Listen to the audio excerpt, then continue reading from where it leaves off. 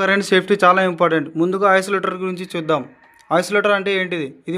ఇది ఇంటి మొత్తం కరెంట్‌ని పూర్తిగా ఆఫ్ చేయడానికి మాత్రమే ఉపయోగపడుతుంది. వైరింగ్ పని, రిపేర్ టైంలో షాక్ రాకుండా సేఫ్టీ కోసం వాడతారు.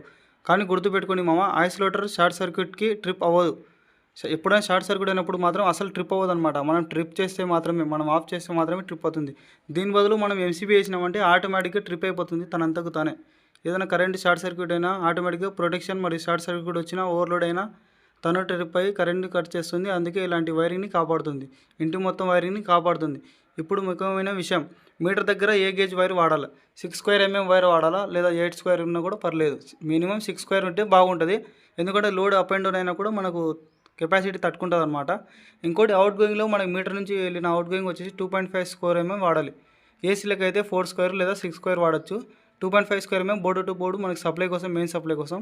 1.5 స్క్వేర్ ఎంఎం వచ్చేసి లైట్లకు, ట్యూబ్ లైట్లకు లేదా బల్బ్లకు వాడతారనమాట. కరెక్ట్ గేజ్ మరియు ప్రాపర్ వైరింగ్, ప్రాపర్ ప్రొటెక్షన్ వాడితేనే మనకి ఇంటి సేఫ్టీగా ఉంటుంది. ఎప్పుడైనా షార్ట్ సర్క్యూట్ అయినా కూడా మనకి ఫీజ్ అనేది ఆటోమేటిక్గా ట్రిప్ అవుతుంది. ఇక్కడ చూడండి, మొత్తం తప్పుగా గీశారనమాట. 1 స్క్వేర్ ఎంఎం వైర్ యూజ్ చేశారు, మరియు ఐసోలేటర్ యూజ్ చేశారు. కానీ ఎంసీబీ అనేది ఎటువంటి ఎంసీబీలు వాడలేదన్నమాట. ఫీజ్ దగ్గర కూడా 1 స్క్వేర్ ఎంఎం వైరే వాడారనమాట, 118 వైరు. ఇది వరస్టర్ పని అనమాట. ఎప్పుడైనా షార్ట్ సర్క్యూట్ అయితే ఇది అస్సలు పని చేయదు. చాలా తప్పు ఇది.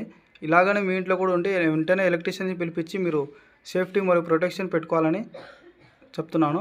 ఇలాంటి వీడియోస్ కోసం మన ఛానల్ సబ్స్క్రైబ్ చేసుకొని బెల్ ఐకాన్ ఆన్లో పెట్టుకోండి. Thank you boss, bye.